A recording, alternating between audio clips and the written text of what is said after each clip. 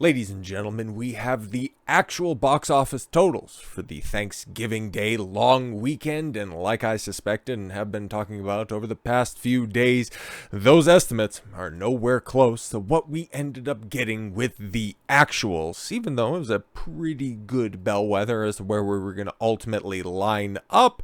But with all that said, there's still plenty of days left in this week, and I'll be going through, the ones that I want to talk about, the Hunger Games, and a lot of funny stuff went on with that one, and, well, the projections didn't quite match up with the actuals, and, well, we'll wait for comment by Rachel Zegler before we really dive into that one. And the Marvels, well, if we're heading on current trends, I think we're heading for its first sub $1 million day at the box office here very shortly, and all the funny goings on with Marvel, we'll go ahead and we'll give it a day on that one. The one that I want to focus in right now on is Disney Studios' proper failure with Wish, because when was the last time? When was the last time that we seen a major Disney release hit studios and it not finish first, it not finish second, but third place? Third place by over $1 million, even though it had another 400 theaters. It had, for all intents and purposes, the widest release out there,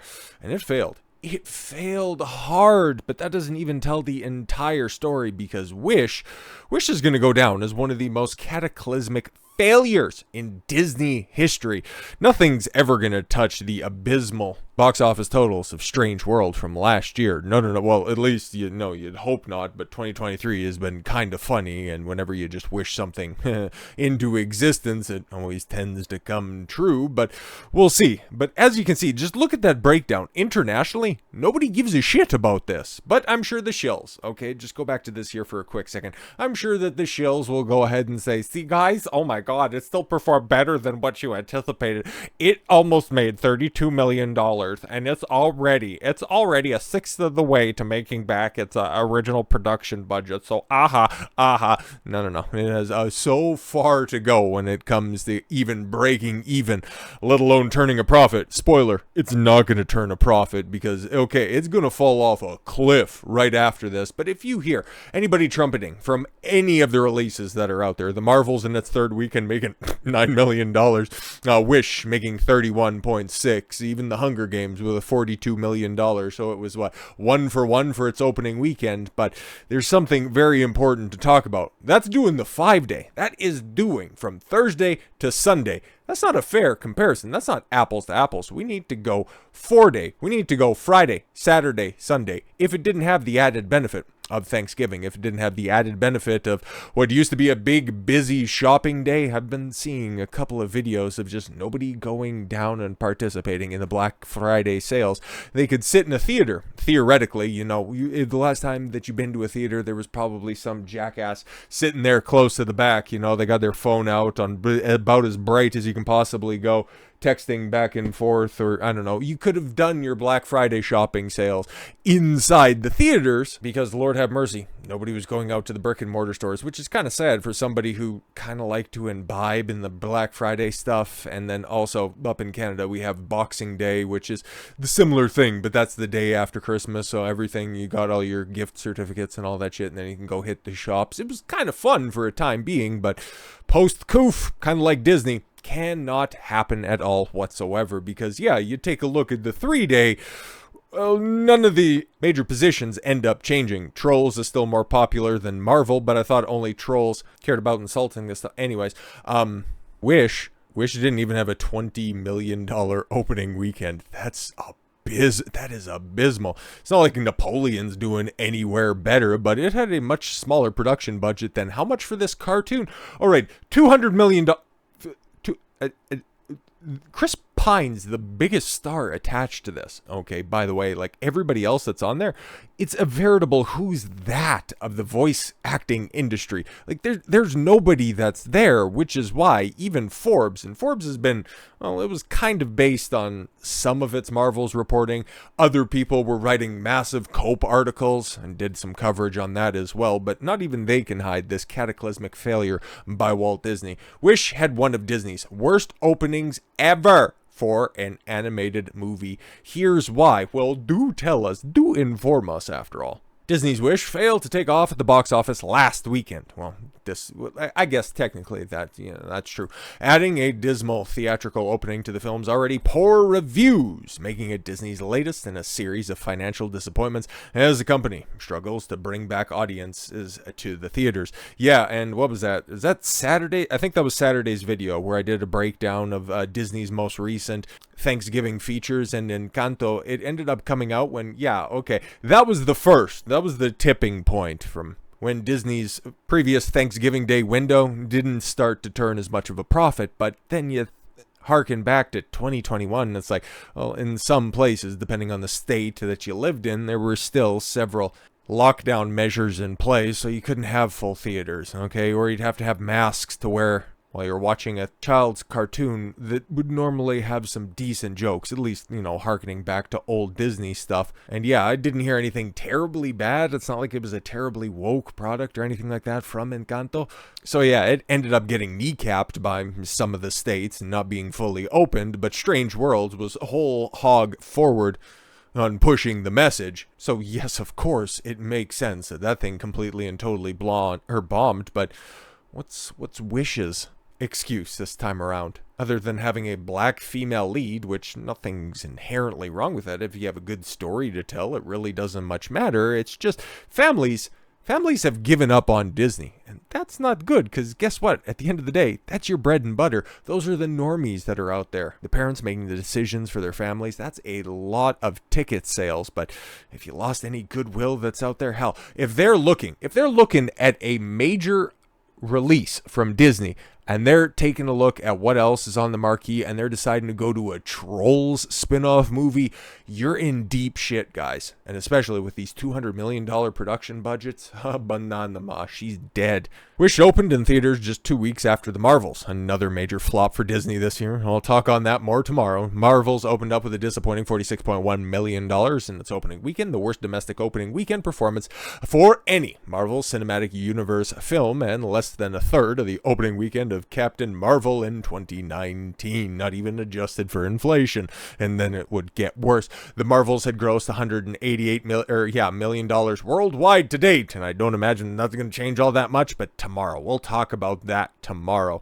Just know, it's a bomb. It's a bomb for the sake of this conversation. Earlier this year, over the summer, the big Disney tentpole release from Lucasfilm, you had Indiana Jones and the Dialysis of Derpstiny debut with just a $60 million opening weekend, and then ended up getting lapped by The Sound of Freedom, something that Disney had in its coffers but decided to shop it around. What did that end up making? Over $200 million at the box office. What did Indiana Jones end up making? $383 million, opposed to a budget of, well, just about the exact same thing. So did that turn a profit? Absolutely not. Did the $20 million Sound of Freedom turn a profit?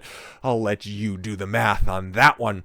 Dial of Destiny is the worst performing Indiana Jones film at the domestic box office without adjusting for inflation. I don't even think you really do need to adjust for inflation. I'm dead certain Raiders of the Lost Ark turned more of a profit. The only one that might need adjustment for inflation, maybe Temple of Doom, but I'm pretty sure The Last Crusade pulled a great dollars, despite being released more than 40 years after the original film. Okay, all the cope on Indiana Jones aside. Haunted Mansion. Oh, I fucking forgot that thing came out. Holy shit. Yeah, that went up like a fart in church.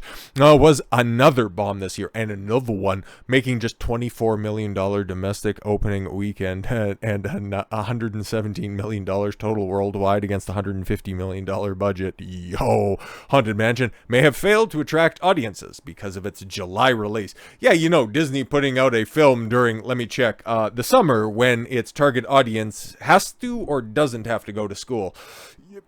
Interesting. Variety reported, then ongoing actor strike. Oh yes, prevented its stars from promoting it. Right, that also affected the Marvels, even though its stars went out on the promotional circuit after the ceasefire was called on the or on the actor strike right now, which, just in case you didn't know, they haven't actually ratified the deal with the studios. So there's a scenario, even though I don't think that it's very likely, that that deal doesn't get signed between the union and the studios, and that the actors go back on strike, and then they just continue to just fuck up their industry in the long term.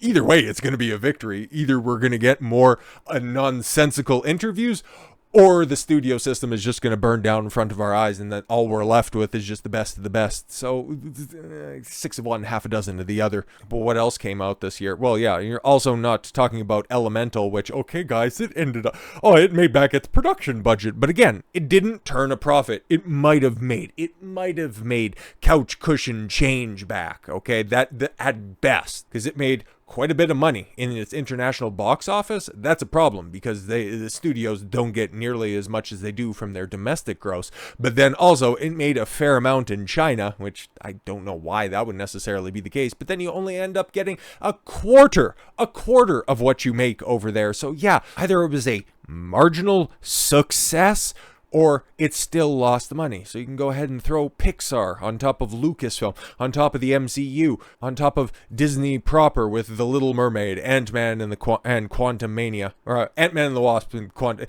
It's a shitty title, let's be completely honest, okay? Just shitty icing on a shit-filled cake. Okay, there we go. Other Disney films released this year were considered disappointments. No, they were total fucking flops. They all lost money. The only Disney released product to turn a profit this year was Guardians of the Galaxy 3, and it still performed under what they were hoping for expectations. It should have made over $1 billion, but it didn't, because it was surrounded with dog shit. Wish, an animated musical starring Ariana DeBose and Chris Pine, failed to outgross The Hunger Games, Ballad of Songbirds and Snakes, in its second week, which surpassed expectations to win the second straight weekend at the box office, which in the 3-day was ever so strong. It fell off quite a bit, but the fact that it didn't even get to $20 million, Wish, holy shit, like that truly is something.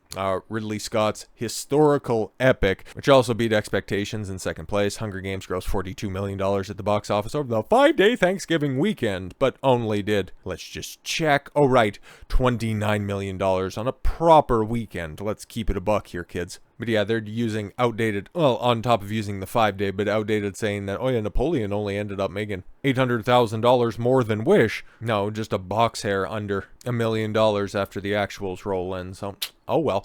Thanksgiving box office totaled about $172 million, the best outing since the pandemic. But also, you would take a look at that pre-pandemic levels, like they're pointing out, when Thanksgiving weekends regularly surpassed, $250 million in total gross. I think 2019, which was exceptionally busy, did end up pulling like 270 some odd million dollars. Like, it was a banger. Like, Joker was still out in theaters. I think Frozen 2 was right there up at the top. They had some heavy hitters back there, but that used to be the fare, okay? And there's no reason at all that this couldn't have been a banger of a weekend as well. You had a full-on Marvel release, okay? You had a Hunger Games film. You had a historical epic for the parents to go and check out, while everybody else, depending on your children's age, had just a dearth of choices that were out there. And a Disney film as well. There is no reason at all that this shouldn't have been in the $200 million range. But guess what? Everybody's tired of this samey fucking bullshit. And that's what we're seeing. Wish has just a 50% rating on Rotten Tomatoes, making it one of the worst reviewed Disney animated films of all time. According to the Rotten Tomatoes critic consensus, although the film warmly references many of the studio's classics, a focus on nostalgia is no substitute for genuine storytelling magic. Yeah. Vulture critic Bilge Ebri, wrote, the representation is important, fails on every level. Oh fuck, if Vulture's even shitting on you, you know that you fucked up. Calling it an ultimate cop-out, a lifeless, uninspiring mess of bland brand management. The Daily Beast critic A.A. Dowd called the film flimsy as a star decal stuck on the wall. Hey, I got decals on the wall for Christmas, and mine look far better than that, because of its thin characters. Yeah, exactly, man. Like, for as much as I've been covering this, I'm just trying to fill in the blanks. Like, what the fuck is this goddamn movie about? There's nothing to it, man. Like, it just got let out like a, well, in this case, a goat for slaughter. And the only thing that you hear from the people that worked on it, oh my God, it's just so important to tell our story. That's the problem with modern Hollywood. They're just telling their story, not a fucking good story. Disney has an even worse box office flop over the last year's A Thanksgiving Weekend. Yes, an animated film, Strange World, Strange World, which was all about the message. Gross just $11.9 million in its opening weekend and $18.6 million over the 5-day Thanksgiving Day weekend. Yo. Variety projected as much as $40 million for the film over the holiday weekend, which it noted still would have been a poor performance for the $180 million budgeted film. And what did Disney decide to do this time around? Give it more money! Same amount of care to the script. Variety reported that Strange World would have needed to gross $360 million worldwide to break even. That's, yeah, probably close-ish, but I would say closer to about $400 million with the way that the splits would normally work out for Disney, with a over-reliance on about a 65-70% international market, and then with its production budget, its promotional budget, marketing budget over the top of it. Yeah, so regardless, it still didn't even come close. But after its theatrical run, it grossed just $73 million, and nobody outside of this reference right now even remembers that Strange World was a thing. It was the biggest box office bomb of 2022. That was also in the same year that, you remember when Pixar put out another film, kind of like how they put out Elemental this year. They had Lightyear. Chris Evans taken on the role as Buzz Lightyear, which, spoilers, Tim Allen is now coming back to reprise that role because Chris Evans, movie star extraordinaire. No, man, you are Captain America and little the fuck else. Sucks to suck, I guess. But yeah, man, Strange World ended up costing Disney $197. Let's just run it up to $200 million for fun. Now, we can go ahead and take a look. We could take a look at this, knowing what we know about Wish's $200 million, at least $200 million production budget. Now, it's not going to get any tax incentives, for filming in the UK because, well, it's animated after all. We can take a look at the other films that are set to release, as I did yesterday, in December, and, well, I'm going to tell you something. We're going to be able to track this. I'll be interested to see what the Monday actual comes out to be, and if it's anywhere close to the trajectory where this is, where it's just completely and totally falling off. This one that probably needs about $500 million to break even, it's probably going to be even dollars to cents basis. Probably even a bigger flop than Strange Worlds. Unbelievable. So with all that said, thank you all very much for the gift of your time. I've been Don Consuelo. I want you to follow your gut and get after it. Take care, everyone.